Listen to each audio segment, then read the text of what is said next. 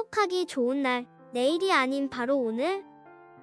오늘도 부처님의 말씀 듣도록 하겠습니다. 최근에 제가 시골에서 할머니 할아버지 170여 분을 모시고 남원 실상사에서 노인잔치를 했습니다. 할머니들의 얘기를 들어보니까 늙어서 남편이 먼저 일찍 죽는 게 큰 복이래요. 이런 이야기를 들으면 남자들이 참 불쌍해요. 남자와 여자가 집안의 가사를 동등하게 하면 이런 문제가 없는데 퇴직한 후에도 여자가 남자에게 음식도 차려줘야 하고 방 청소도 해줘야 되는 경우가 많잖아요. 젊었을 때에는 남편이 돈을 버니까 큰 문제가 아니었는데 늙어서 자기 몸도 움직이기가 어려운데 계속해서 남편 시중을 들어야 하니까 부인이 힘들어하는 것입니다. 그래서 영감 없는 집이 부러운 거예요. 남편이 행여라도 병이 들어 누워있으면 어디 놀러 가지도 못하고 남편 밥을 차려줘야 되잖아요. 그래서 할머니들이 늙어서 남편이 일찍 죽으면 그것도 복 중에 복이다라고 하는 거예요. 질문자는 남편이 안 죽어서 지금 복을 못 누리고 있다는 얘기 같은데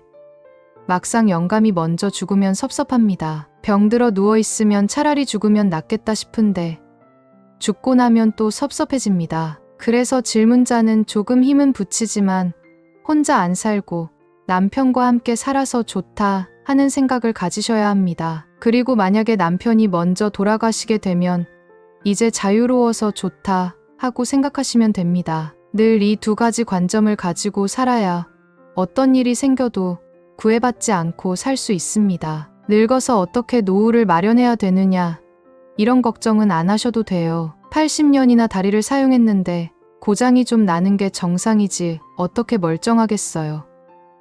그 정도면 큰 문제 없어요. 그리고 질문자가 90이 되기 전에 남편이 먼저 죽을 거니까 걱정 안 해도 됩니다. 지금 크게 걱정할 게 없는데도 자꾸 노후를 걱정하는데 그럴 필요 없어요. 노후 보장이 점점 더 좋아지는 쪽으로 가고 있어요. 옛날에는 노후 보장이 안 되니까 반드시 자녀들이 부모를 보살펴야 했어요. 요즘은 아이들이 적게 태어나다 보니까 자식들이 부모를 보살필 수가 없어요. 아이가 하나 태어나면 그 아이에게 따라붙는 어른이 8명이라고 해요. 엄마 아빠 있고 엄마 쪽에 또 엄마 아빠 있고 아빠 쪽에 또 엄마 아빠 있으니까 벌써 6명이잖아요. 거기에 엄마 쪽이나 아빠 쪽에 이모나 고모 하나씩 따라붙으면 적어도 8명에서 10명이 한 아이에게 매달리게 됩니다. 요즘 결혼하는 사람이 50%가 조금 넘는데 거기서 겨우 아이 하나만 태어나다 보니 아이들 버릇이 나빠지는 건 어찌 보면 당연한 문제예요. 이와는 반대로 노인 인구는 계속 증가하고 있어요.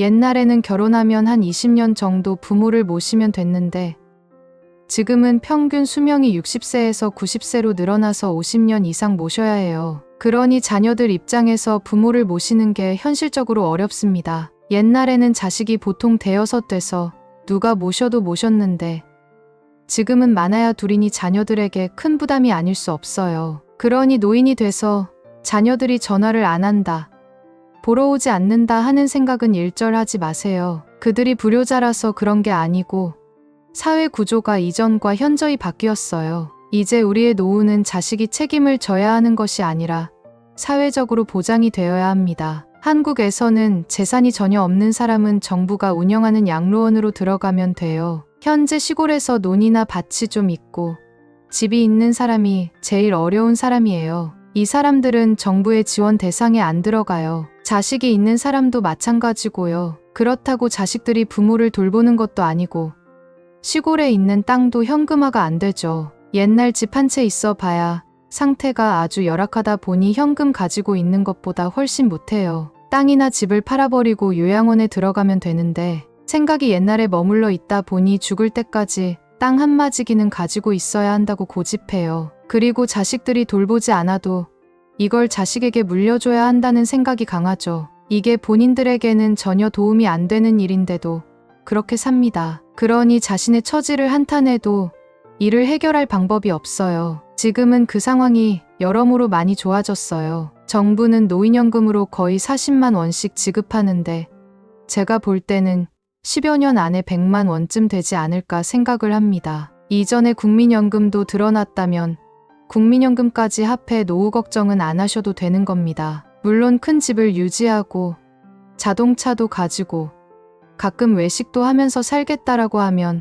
그건 정부나 그 어떤 종교도 해결해 줄 수가 없어요. 젊었을 때 일을 많이 했기 때문에 늙어서는 아무 일도 안 하시고 가만히 있어도 괜찮습니다. 어떻게 사람이 숨 넘어갈 때까지 일해야 해요? 정 그러면 집을 절 가까이로 옮겨 절에 가서 마당을 쓸거나 다른 소소한 일거리를 찾아서 하면 됩니다. 교회에 다니시면 그곳에서 봉사거리를 찾으시면 좋습니다. 제가 구상하고 있는 것은 나이 든 사람들이 절에 들어와서 죽는 날까지 살게 하는 거예요. 물론 그냥 아무 일도 하지 않고 사는 게 아니라 염주를 만들든지 다른 소일거리를 하면서 마지막 순간까지 생기를 잃지 않고 살아가게 하는 것입니다. 저는 노인들이 노인정이나 양로원에서 보호만 받는 구조에 놓여 있는 것도 찬성하지 않지만 젊은이처럼 일을 하겠다고 욕심을 내는 것에도 찬성하지 않습니다. 욕심을 좀 내려놓아야 됩니다. 우리 사회에서 노인들이 일하기 제일 좋은 곳은 종교 단체인 것 같습니다. 가까이에 있는 절이나 교회에 가서 거들어주면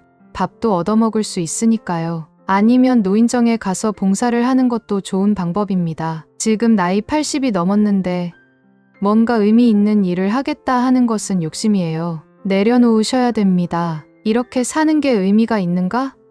하는 생각을 버리시고 젊었을 때 할 만큼 했다. 집에만 있으면 심심하니까 이제는 놀기 삼아 그저 소일거리로 조금 봉사하겠다 하고 자꾸 스스로를 위로하세요. 노인이라고 자꾸 아무것도 하지 마세요.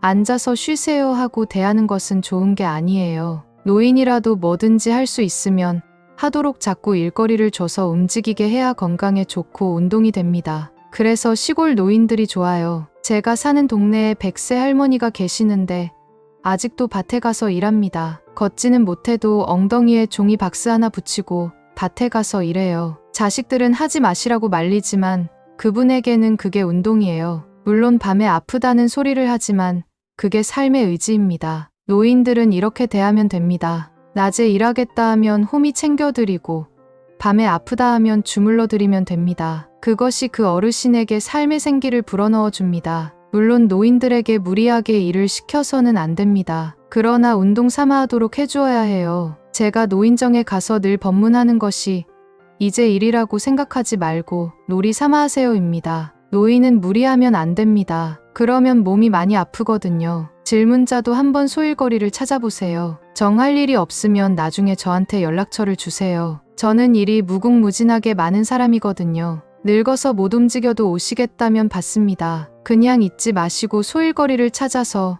조금 움직이는 게 좋아요. 단독주택 같으면 약간 풀이라도 뽑으면서 움직이면 좋은데 그럼 남의 집 풀이라도 좀 뽑아주세요. 공이라는 말은 중국 문자로 비었다는 뜻을 가지고 있는 글자입니다. 여러분도 알다시피 같은 글자라고 해도 앞뒤 문맥에 따라서 그것이 의미하는 바가 달라집니다. 한 가지 의미만 가지는 것이 아니라 때로는 10가지, 20가지의 다양한 의미로 해석될 수 있습니다. 여기서 한 글자의 뜻이 한 가지 의미만 갖는다고 이해하면 그건 세계 관점이라고 할 수 있고 그것이 앞뒤 문맥에 따라서 이리저리 의미를 달리한다고 이해하면 그건 공의 관점이라고 할 수 있습니다. 공이라는 말은 아무것도 없다는 뜻이 아니라 여러 의미가 있는 와중에 그중 딱 하나의 의미로 정해져 있지 않다는 걸 말합니다. 다른 예를 들어봅시다. 어떤 사람은 질문자를 보고 좋은 사람이라고 하고 어떤 사람은 나쁜 사람이라고 할 수도 있습니다. 질문자가 좋은 사람이라고 말할 때는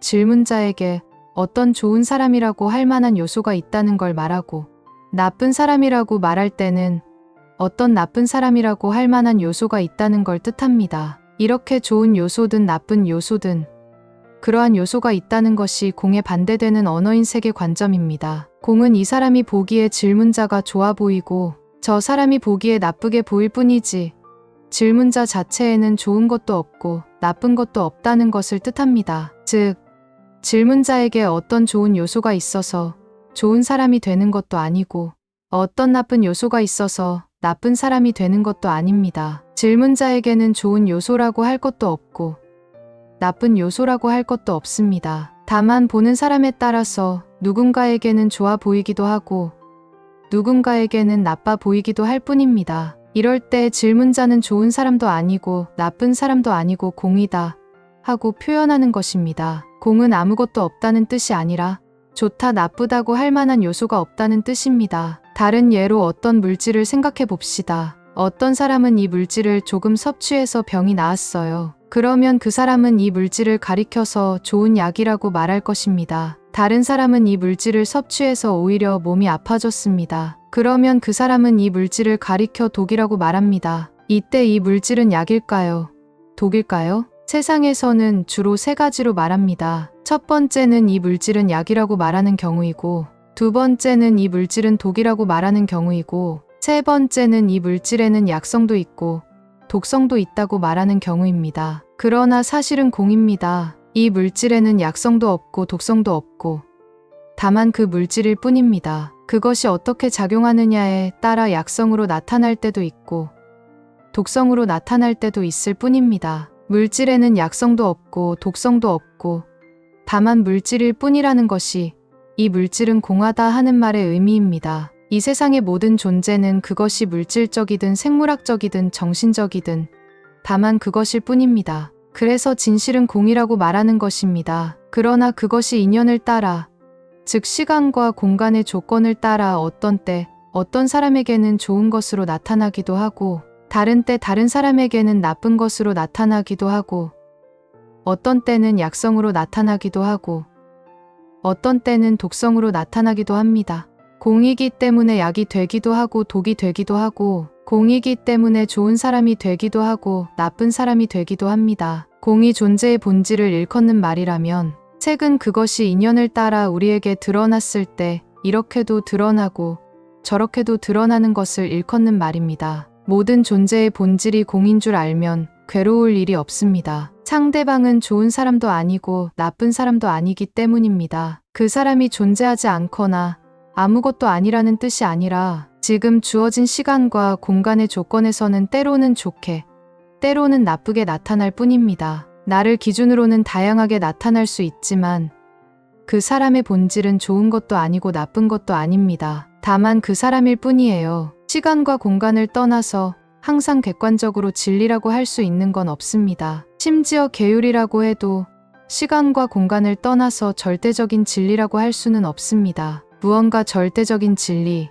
객관적인 진리가 있다고 생각하면 그것이 설령 계율이라고 해도 그렇게 생각하면 굉장히 위험해집니다. 우리가 서 있는 곳에서 나침반을 놓으면 침이 흔들흔들하다가 북쪽을 가리키듯이 붓다께서도 시간과 공간의 조건 속에서 바른 길이 정해진다고 하셨습니다. 바른 길이라는 게 미리 정해져 있는 게 아니라 주어진 시간과 공간의 조건에 따라서 달라지는 것입니다. 이것을 소승불교에서는 중도라고 말합니다. 소승불교에서 중도라고 말하는 것이 대승불교에서는 공이라고 불리게 된 겁니다. 역사적으로 살펴보면 소승불교에서 이것이 진리다 하고 형식주의를 지나치게 강조하게 되면서 그것에 대한 반발로 나온 것이 대승불교의 공이었습니다. 대승불교의 입장은 진리라고 하는 것마저도 공하다고 비판한 것입니다. 대승불교에서도 공이라는 단어가 처음부터 등장한 것은 아닙니다. 처음에는 소승불교에서